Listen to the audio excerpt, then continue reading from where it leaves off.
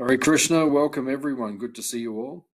Tonight, we're continuing with our study of Bhagavad Gita as it is by His Divine Grace A.C.Bhaktivedanta Swami Srila Prabhupada. And tonight, we are continuing with chapter 2 of the Bhagavad Gita. And tonight we'll go from verses 11 to 30 of the second chapter of the Bhagavad Gita, the contents of the Gita summarized. Now, chapter 1 is a description. The chapter is entitled Observing the Armies on the Battlefield of Kurukshetra. So it's a description of Arjuna seeing the armies on the battlefield and his reaction in that he did not want to fight the battle. And he gives a number of arguments why he does not want to fight the battle. In other words, he wants to avoid his service to Krishna. Now, this is something that many devotees may experience from time to time, that they do not want to engage in their service to Krishna. They may feel despondent or bewildered or overcome by Maya, and they don't want to continue with their service to Krishna. So every devotee may feel like that from time to time, and Arjuna, because he is an exemplary devotee, he is teaching us that we should continue with our service under all circumstances. So in the beginning, he becomes bewildered. Krishna speaks the Bhagavad Gita. His bewilderment is overcome, and then he is able to continue in his service once again. So he gives excuses as to why he does not want to fight the battle. Now, Krishna gives his response. Arjuna says, Shishasteham satimam tvam prapanam. I am your disciple, a soul surrendered unto you. Please instruct me. Arjuna says this to Krishna in verse 7 of the second chapter.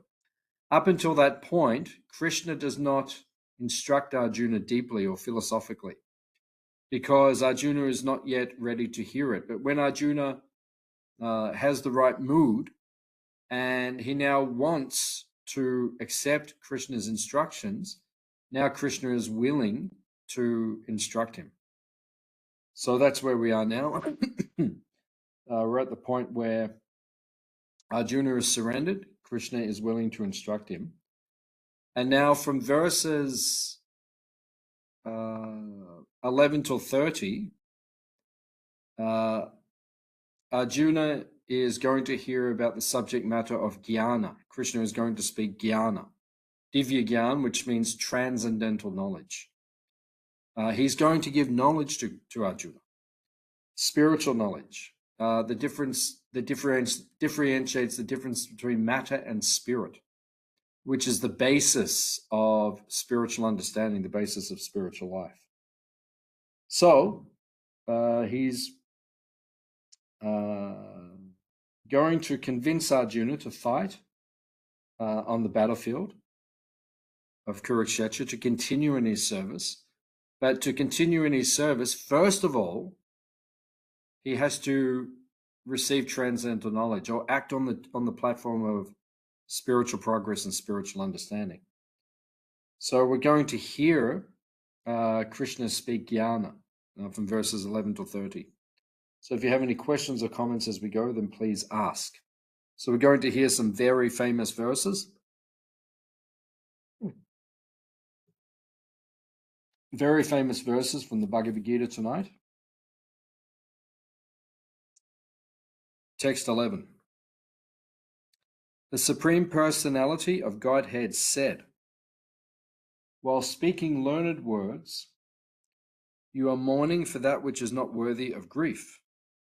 Those who are wise lament neither for the living nor for the dead. So Srila Prabhupada says in the purport that a learned man, one who knows what is body and what is soul, does not lament for the living, nor for the dead. Knowledge means to know matter and spirit and the controller of both.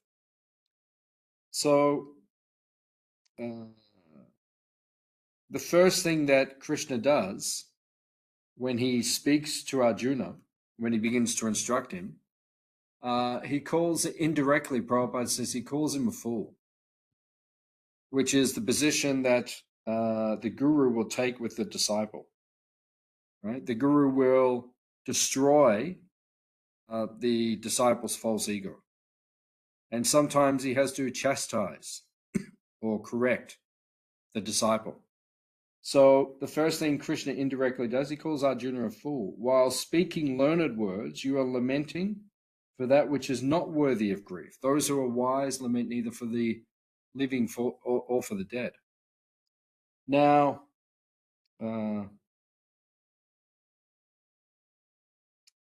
Krishna speaks this knowledge to lift Arjuna out of his ignorance. The first thing he does, he gives him Divya, or he differentiates between matter and spirit. What is the difference between matter? What is the difference between spirit? Because in this material world, factually speaking, we are all in illusion. We're all in Maya. And therefore we do, myself included, we all lament for the passing of someone that we're attached to. Because what binds us to this world is attachment. It is desire. And when we have material attachments, when we're too much attached to the body in our bodily relationships, when someone disappears, we lament. Even though factually speaking, as Krishna will describe in this section of the Bhagavad Gita, there is no cause for lamentation, because for the soul there is neither birth or death. So it is simply that we are feeling that separation based on our bodily consideration at this point in time. So this is Krishna's first instruction to Arjuna. Do not lament for the living nor for the dead, but rather understand the difference between matter and spirit and the controller of both. So these are very powerful instructions which Krishna is giving in the very beginning of the Bhagavad Gita to Arjuna. Text number 12. Never was there a time when I did not exist, nor you, nor all of these kings, nor in the future shall any of us cease to be.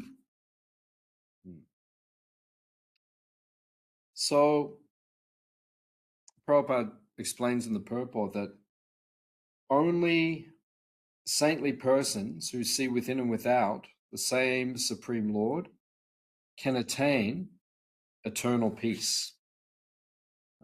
This is a famous verse from the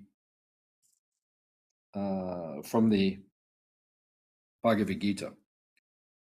Right? Never was there a time when I did not exist, nor you, nor all of these kings, nor in the future shall any of us cease to be. Prabhupada says, Krishna is the supreme individual eternal person. And both liberated and conditioned living entities are individual eternal persons. This statement of Krishna's is authoritative because Krishna cannot be subject to illusion. It is clearly mentioned in the Gita that spiritual individuality is understood by devotees. So Prabhupada makes, these are very powerful statements, and there's a lot of instruction within Prabhupada's statements. First of all, he says, Krishna is this supreme eternal person, and both conditioned and liberated living entities. So Krishna is eternal and we are eternal. Never was a time when we did not exist, nor you, nor all of us, nor in the future shall any of us cease to be. Right? This is Divya, spiritual knowledge. All of us are eternally existing. Right? That is spiritual realization or spiritual consciousness. When we understand the soul is eternal, the soul is immortal. Right?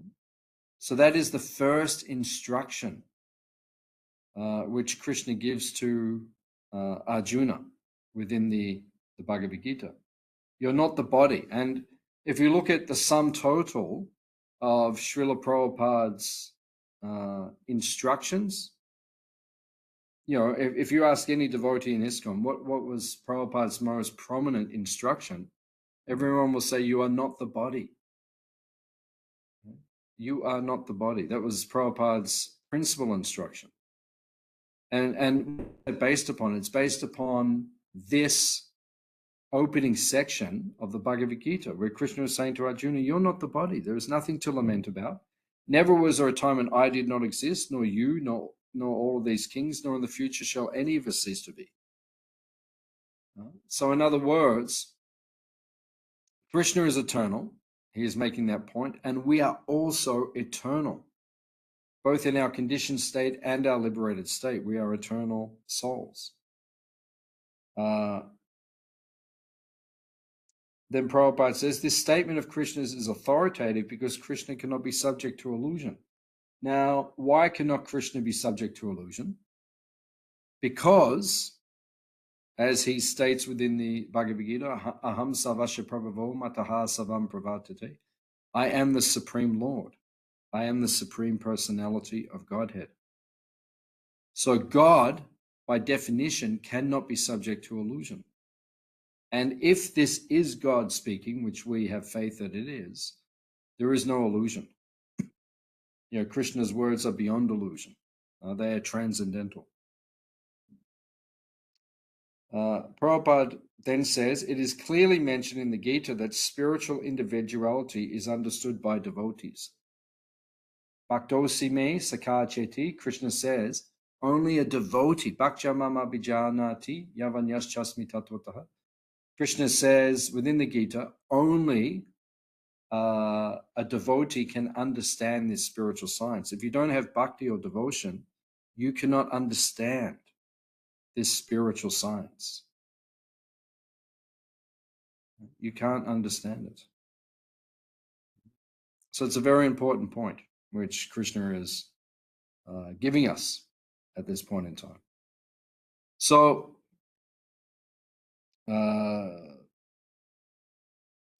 without devotion, without bhakti, one cannot understand all of this. One can understand that one is eternal. Even a Mayavadi, an impersonalist, can understand that. But to understand that eternality in context of the soul's eternal relationship to the Supreme Lord, only that can be understood by a devotee. So verse number 13. This is one of the most famous verses in the Bhagavad Gita. As the embodied soul continually passes in this body from boyhood to youth to old age, the soul similarly passes into another body at death. A sober person is not bewildered by such a change. So Srila Prabhupada, in the purport, he says, a man who has perfect knowledge of the constitution of the individual soul, the supersoul, of both material and spiritual nature is called Dhira, a most sober man. Such a man is never deluded by the change of bodies. Right? Not deluded by the change of bodies. So, Dhiras tatra na muyati. Krishna says in this verse that someone who is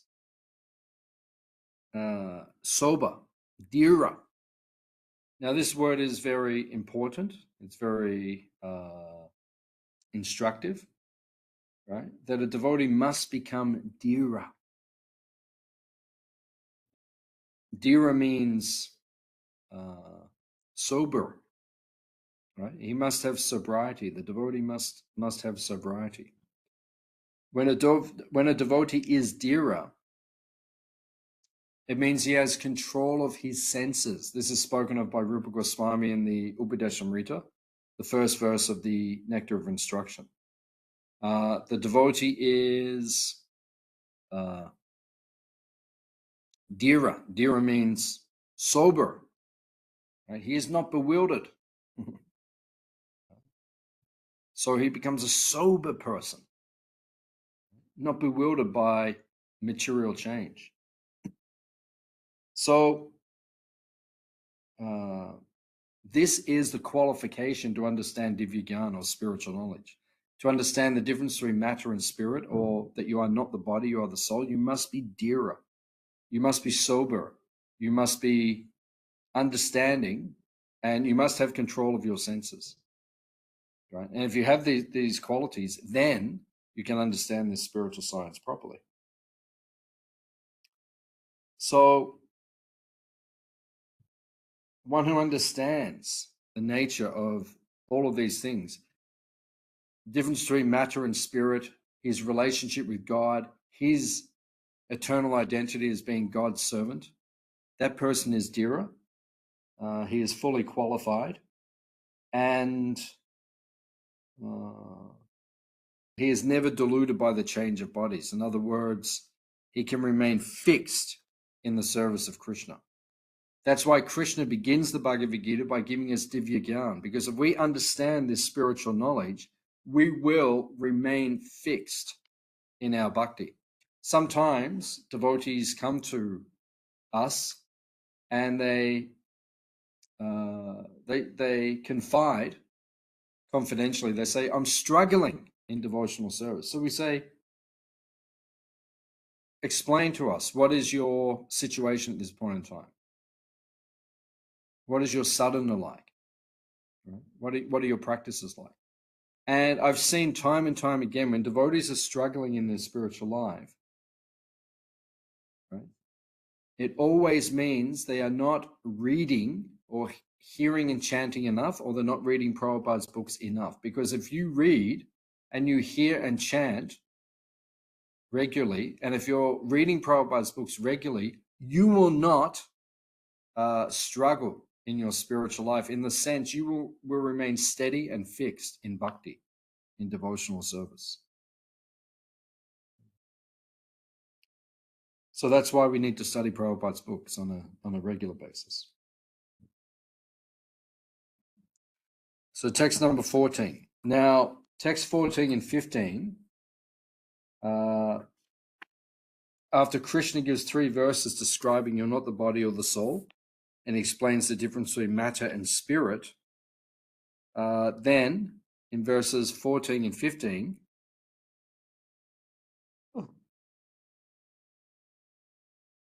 Krishna then explains about becoming, how do you say it? Tolerant of the dualities in this material world. Right? He teaches us to become tolerant in this material world. How to tolerate the dualities which we find ourselves in this material world. So text number 14.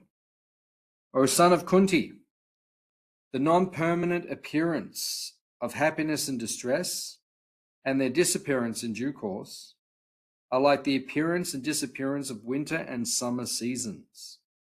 They arise from sense perception, O scion of Bharata, and one must learn to tolerate them without being disturbed. So, first of all, Krishna says you're not the body or the soul. And then the next thing that Krishna says is that you must tolerate the dualities in this material world, because this material world is made up of dualities. This material world will disappoint you. Right? There's no doubt. So Prabhupada says in the purport, in the proper discharge of duty, one has to learn to tolerate non-permanent appearances and disappearances of happiness and distress. Then Prabhupada says, a great heritage brings responsibility in the matter of proper discharge of duties. So when you become a little advanced, and this is actually, it's a practical measurement or guideline in spiritual life, because how do we know? Sometimes devotees say this, how do I know if I'm advancing in Krishna consciousness? What are the markers? What are the indications that I'm actually advancing in spiritual life? So one of the indications that you are actually advancing is that you will become tolerant, right, of the difficulties, of the challenges in this material world. You will tolerate. You'll learn to tolerate. Yeah? So this is proof that someone's actually advancing in their Krishna consciousness. They're tolerant, right? They tolerate the difficulties, the happiness, the distress. It all becomes tolerable. They don't become so affected. Their devotional service becomes steady and fixed, because they don't fluctuate when there's happiness and distress. You see, neophyte devotees, they always fluctuate when there's happiness and distress, right? When there's happiness or too much distress, they become distracted from their bhakti. Whereas an advanced devotee, he doesn't fluctuate, right? He understands whether there's happiness or distress, I just remain fixed in my bhakti, in my devotional service. That's a symptom of advancement in Krishna consciousness. So text number 15. O best among men, Arjuna, the person who is not disturbed by happiness and distress and is steady in both is certainly eligible for liberation. It's a very powerful verse. Prabhupada says, anyone who is steady in his determination for the advanced stage of spiritual realization and can equally tolerate distress and happiness is certainly eligible for liberation. So Krishna is explaining this in the Bhagavad Gita. He also explains this in the Srimad Bhagavatam. If we can tolerate all of the difficulties, the happiness, the distress, all the difficulties that we go through in spiritual life, you become eligible for liberation. Right? You can make tangible advancement. If you're unable to tolerate the difficulties in this material world, how are you advancing in Krishna consciousness? It'll become very difficult. So we have to learn to tolerate the happiness, the stress that we find in this material world. So text number 16.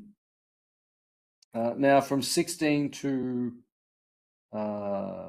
30,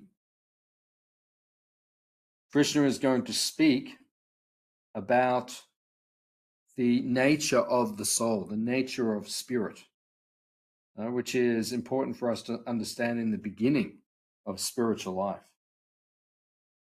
What is the nature of spirit? Right? If we cannot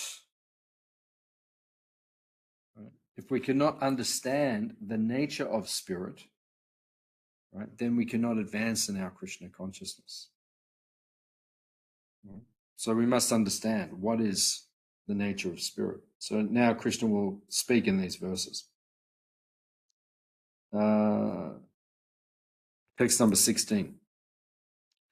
Those who are seers of the truth have concluded that of the non-existent, the material body, there is no endurance, and of the eternal, the soul, there is no change.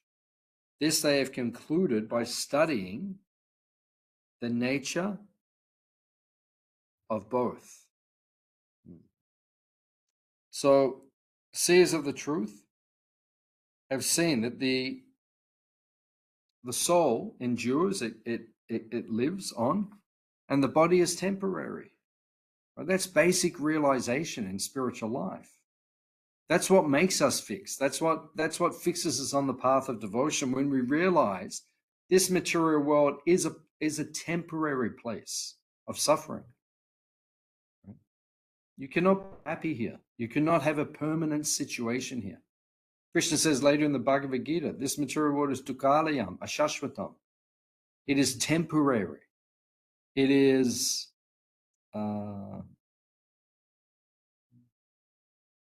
miserable. So because it is temporary and miserable, you cannot enjoy here permanently. And Krishna gives us that instruction. Right? Why does he give us that instruction? So that we will renounce this material world. So these are the basic instructions Krishna is giving in the Gita, so that we will become detached and renounced in this material world. Prabhupada says, the removal of ignorance involves the re-establishment of the eternal relationship between the worshipper and the worshipable, and the consequent understanding of the difference between the living entities and Krishna.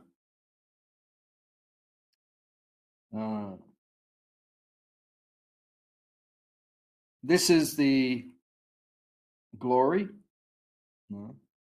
of Vaishnava philosophy, because in the beginning of spiritual life,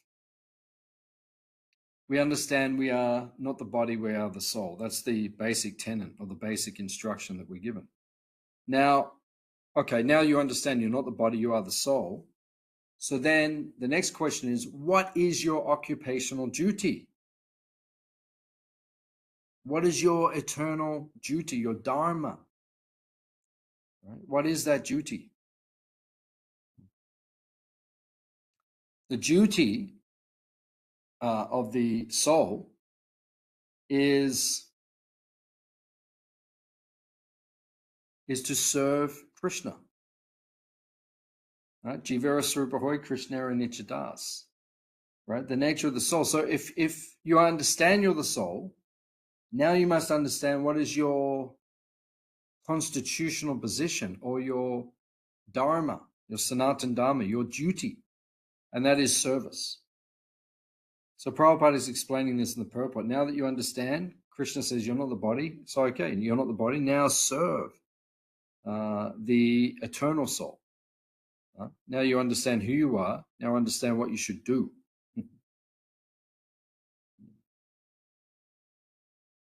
And Prabhupada says this comes with the consequent understanding of the difference between the eternal jiva, the eternal soul, and the supreme entity. Right? That is complete knowledge. That is given in Bhagavad philosophy. That is given in Vaishnava literature.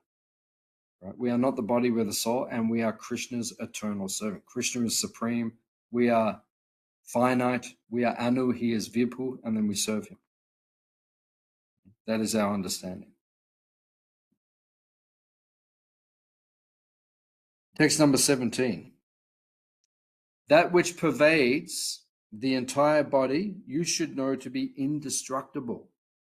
No one is able to destroy that imperishable soul.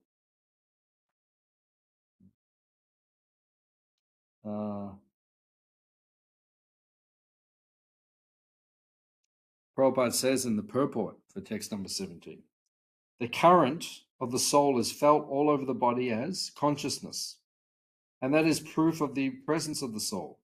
The fragmental parts of the Lord are sparks of the rays of the Lord, called Prabha.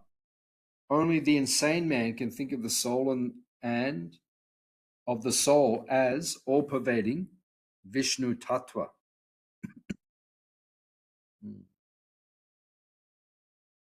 So that which pervades the entire body, you should know, is indestructible. So Prabhupada points out that which pervades the whole body. So how do we know the soul exists? By its symptom, which is consciousness, chitta. Right? Our consciousness pervades our entire body, even though the soul is situated as a spark in the heart region. Its presence pervades the entire body. So that is the nature of the soul. It pervades. What is the symptom of the sun? It's the sunlight. That's how we know the sun exists, because its energy pervades the universe. How do we know the soul exists? Because its energy pervades.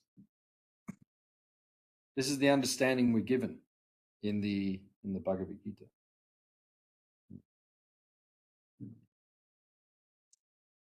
And Prabhupada says in the purport that the soul pervades the entire body. The soul doesn't pervade the entire universe. Sometimes, this is Mayavad philosophy, that we pervade everything. We don't pervade everything. Right? Prabhupada says only an insane person confuses oneself to be Vishnu Tattva, that we pervade everything. How do we pervade everything? It's not possible. Right? That is illusion. Right? But people think like that. They think, oh yes, I pervade everything.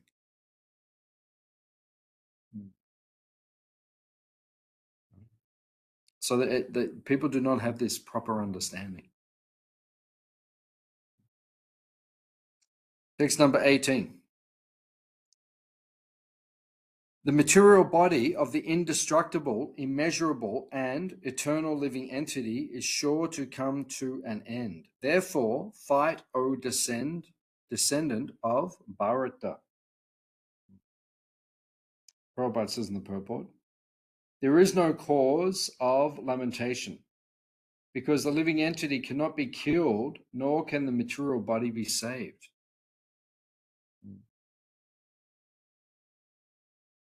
Then Prabhupada says, the living entity acquires this material body according to his work, and therefore observance of religious principles should be utilized. So this is an important philosophical point.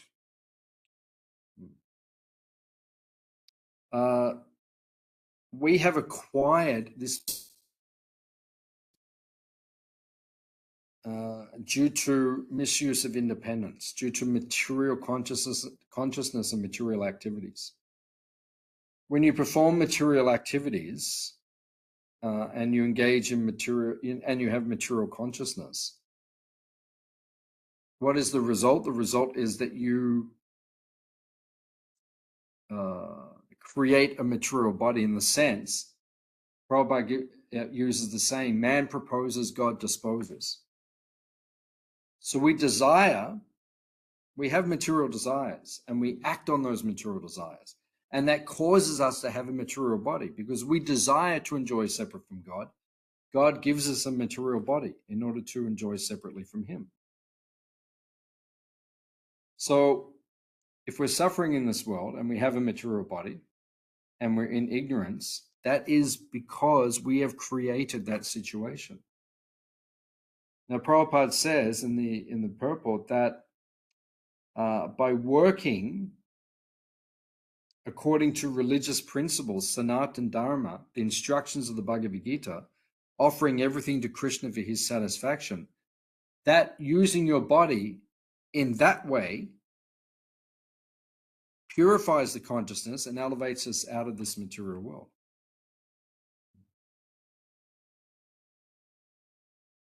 So Prabhupada and Krishna are giving the answers, the solution of how to come out of this material world once and for all. Keshava? Text number 19. Yep. My spiritual master said before he left, he's just changing services. Yeah, very nice. He's just going from one service into another service, whatever that may be. Yeah, so that's the symptom of a self-realized person. One who is not bewildered by the change of body. That is the symptom of self-realization. That's how we can tangibly tell if someone is self-realized. Text number 19. Neither he who thinks the living entity the slayer, nor he who thinks it is slain, is in knowledge. For the self slays not, nor is slain. So Prabhupada explains in the purport that the soul is so small It is impossible to kill him. What is killed is the body only. So Arjuna is about to fight a battle, and while Arjuna is about to fight this battle, he's going to slay many people. Millions of warriors are going to be slain by Arjuna. So if you're about to kill someone, factually speaking, no one can be killed. All we're doing is removing the material body, because you cannot kill the soul. Socrates said this. Socrates said, they made him drink hemlock, poison. He said, first you must find me, then you can kill me. So this is a symptom of self-realization. One who understands he's not the body, understands the body is just temporary. We cannot kill the body. The body cannot be slain. What is killed is only the body. The soul remains.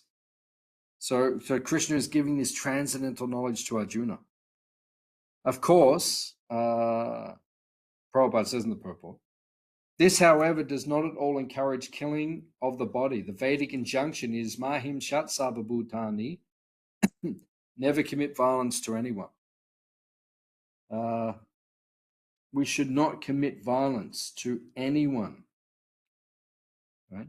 Even though you cannot kill the body, it doesn't mean that we should think that we have permission to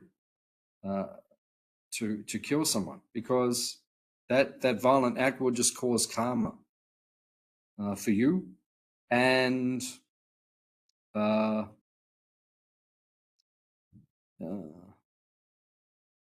it is not if we cannot create life, we cannot take life. That's why we don't kill animals also, because we cannot bring the animal back to life. Therefore, we cannot kill the animal. We can't kill human beings unless you can bring them back to life. Right? So it's not permission to do these things, but because it is Arjuna's duty to fight in a battle, a holy battle, Krishna says to him, you cannot kill the soul. It's only the body you're removing. Text number 20. For the soul, there is neither birth nor death at any time. He has not come into being, does not come into being, and will not come into being. He is unborn, eternal, ever existing, and primeval. He is not slain when the body is slain. So Srila Prabhupada points out that the soul undergoes no changes like the body. Only one who has become free of all material desires, as well as lamentations, can, by the grace of the Lord, understand the glories of the soul.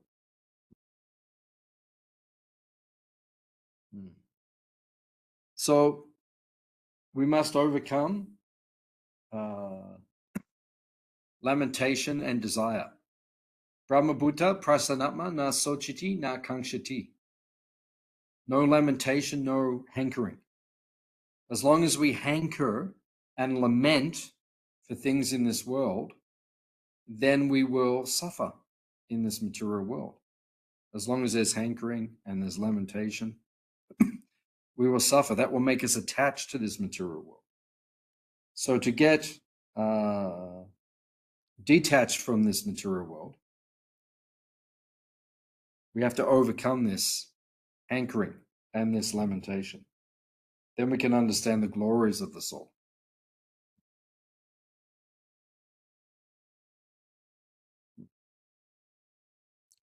O Pata, how can a person who knows the soul is indestructible, eternal, unborn, and immutable kill anyone or cause anyone to kill?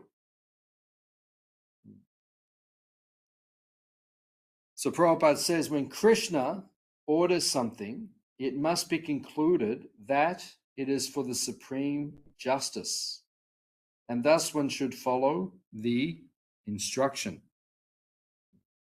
So we are forbidden to kill. We're not allowed to kill animals. Even one time, Tamal Krishna Maharaj was in India, and he went into a room, and there was many mosquitoes in the room. And he started killing the mosquitoes. And then Prabhupada said, actually,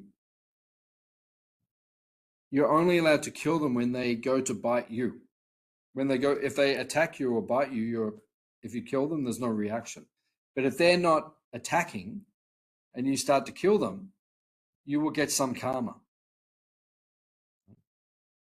So that is the position, that a devotee is very careful not to kill anything unnecessarily, not to cause harm to others unnecessarily. But if Krishna requires that is your duty, that is your service, that you must kill on his behalf, there is no reaction. Then that activity is called, it's actually bhakti, it's akarma. But we must be sure that it is Krishna's desire. Sometimes there are other religions in the world who claim they are performing a holy act when they kill others. But we know that this is done out of ignorance, and therefore we do not accept their activities.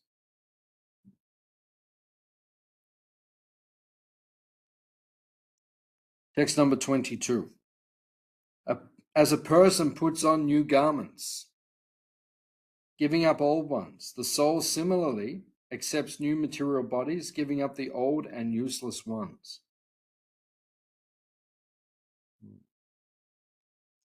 Prabhupada says in the purport, the supersoul fulfills the desire of the atomic soul as one friend fulfills the desire of another.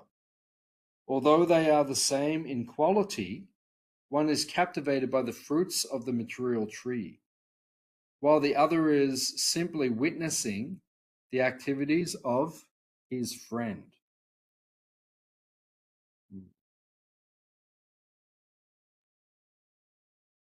So, this is a famous verse from Bhagavad Gita. This basically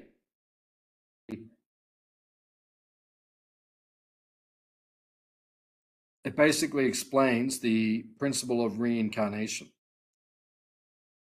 Just as we put on fresh clothes every day, right? We put on fresh clothes, but we remain the same person.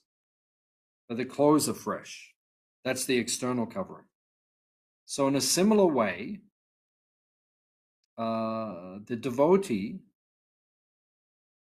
he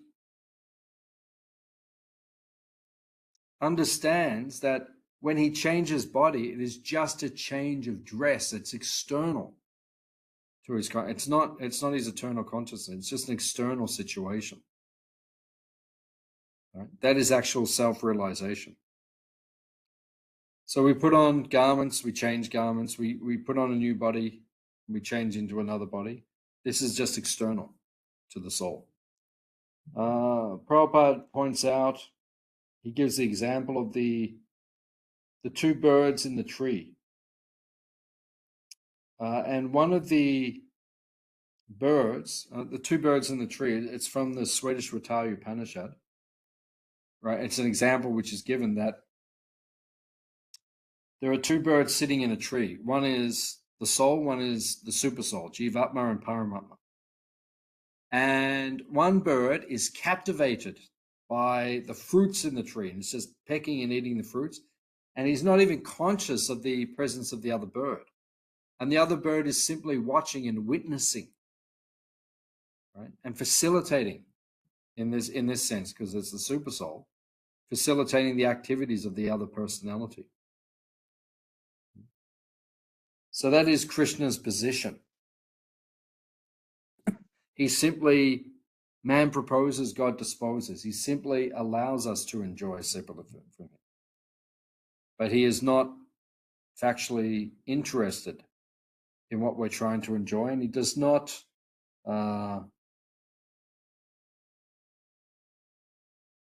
he's not interested in what we're trying to enjoy, and he himself is not captivated or attracted, but he's just waiting for us to turn back to him and to then re-engage in reciprocation with him. Text number 23.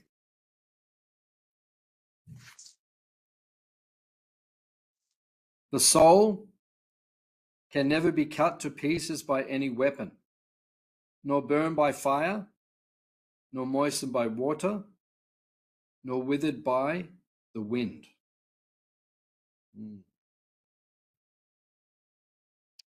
So Prabhupada says in the purport, the individual souls are eternally separated parts of the Supreme Soul because they are atomic individual souls eternally. They are prone to be covered by the illusory energy, and thus they become separated from the association of the Lord.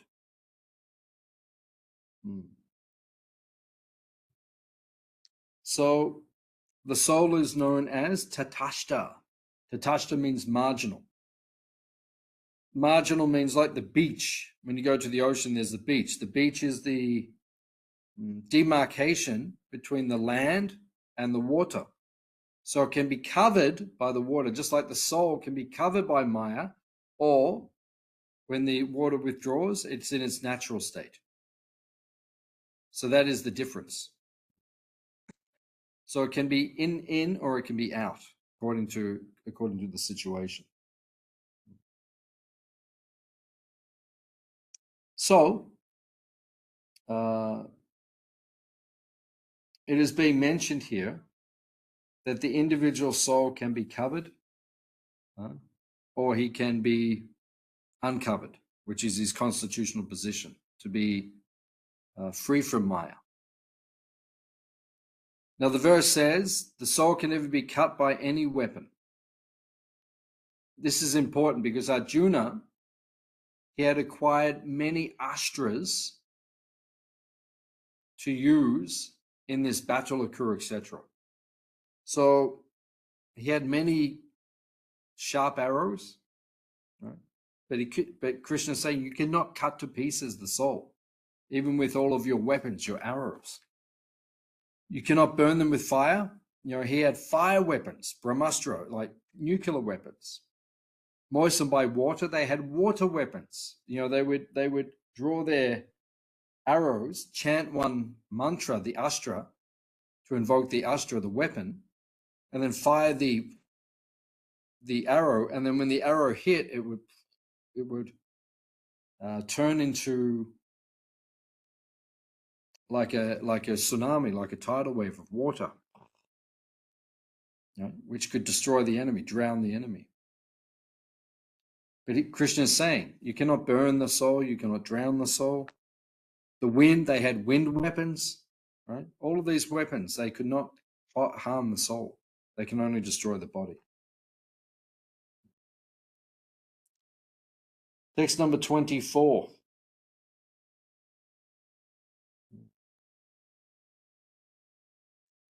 This individual soul is unbreakable and insoluble and can be neither burned nor dried. He is everlasting, present everywhere, unchangeable, immovable, and eternally the same.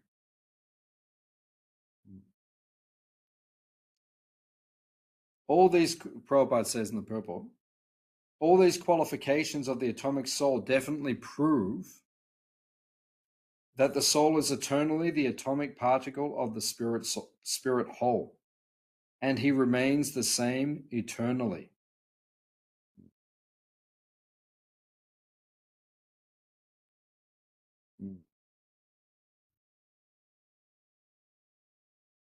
So, as Krishna has said, the soul is eternally the same, right? He cannot be changed. One of the words, the Sanskrit words which Krishna uses here is sthana. Sthana means like fixed, cannot be changed, right? The soul cannot be changed. He's fixed in his position, in his consciousness. So because the soul is fixed in his consciousness, he can't be changed, right? He has to be in that perfect position. And this defeats Mayavad philosophy, because the Mayavadis say, originally, all of us were part of Brahman, part of like the great light. But we have fragmented off and we've fallen into Maya. And when we become free from Maya, we merge back into that great light. But Krishna says sthana. Sthana means the soul is fixed. It does not change. So it means we could not have fragmented off, because that means we've changed. If we were one, how do we break into individual parts?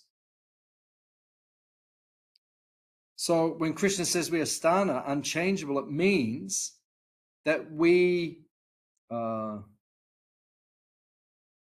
eternally anu, eternal small particles of spirit, which are eternally meant to serve Krishna. That is our constitutional position. That does not change.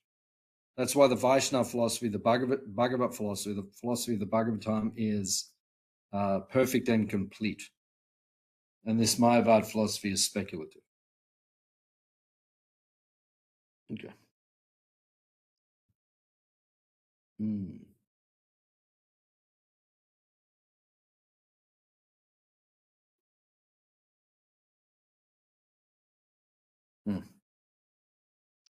Text number 25.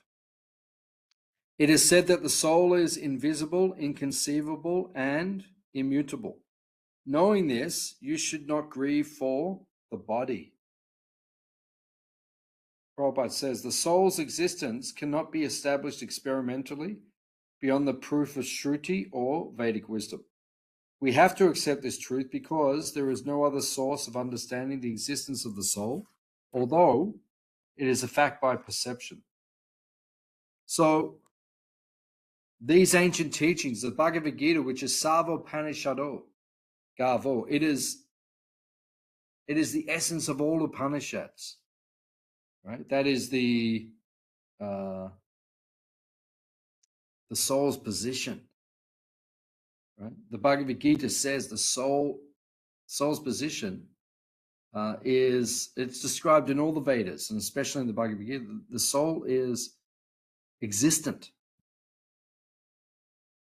And as Prabhupada points out, it is perceivable. We see the soul is present everywhere. Wherever there is life, that means the soul is present. So it is perceivable. So for us, both by Vedic proof and also by perception, we understand the existence of the soul. If, however, you think that the soul or the symptoms of life is always born and dies forever, you still have no reason to lament, O mighty armed. So Prabhupada says, even if one does not believe in the existence of the soul, there's still no cause for lamentation. So, like if you had, if you say there's no such thing as the soul, and this is what many people say in this world, the soul does not exist, we're just life, we're just chemicals, then why do you lament? If we drop a bag of chemicals on the floor of the laboratory, we don't cry. But if this bag of chemicals perishes, it dies, then what takes place? Everyone laments. So what are you lamenting about? You're lamenting about separation from the soul. because the chemicals are still there. So why is it you're not lamenting that? You're lamenting the personality which you are separated from.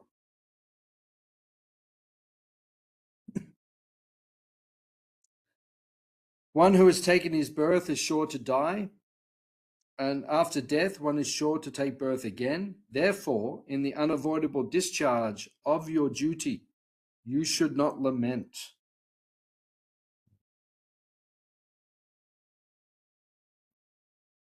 So, Prabhupada says, by avoiding the discharge of one's proper duty, one is not able to stop death, and one is degraded due to one's selection of the wrong path.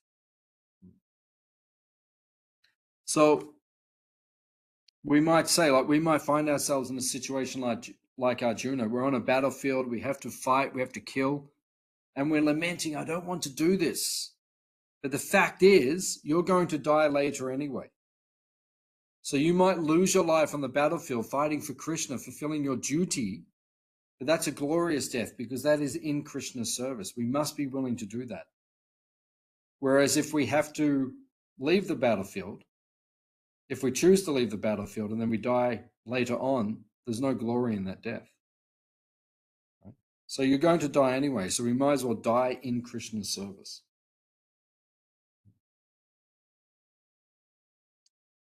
All created beings are unmanifest in their beginning, manifest in their interim state, and unmanifest again when annihilated.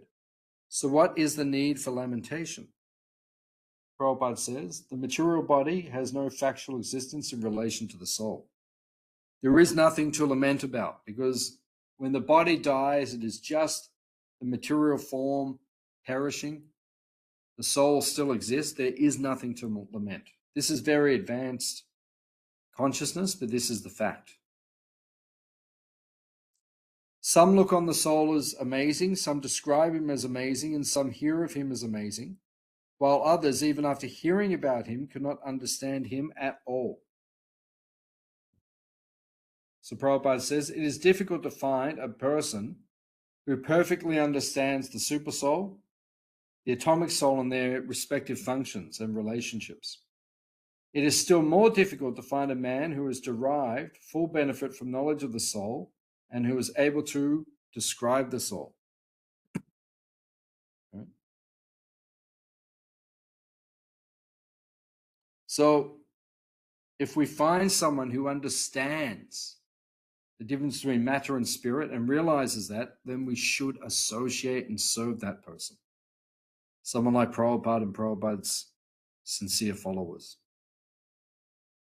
And the final verse in this section, this Jnana section of Bhagavad Gita. O descendant of Bharata, he who dwells in the body can never be slain. Therefore, you need not grieve for any living being. And Prabhupada says in the purport, the soul is immortal and the body is temporary. So even though the soul is immortal and the body is temporary, we don't encourage violence unnecessarily. So that is the Jnana section. And that will be the final class for the next 5 or 6 weeks. Kartik begins tomorrow, and in about 10 days' time, we're traveling to the Holy Dhams, Mayapur, Puri, and Vrindavan. So we will resume our classes again in the beginning of December. So there won't be any classes from now until the beginning of December. So thank you for coming, and we will see you soon.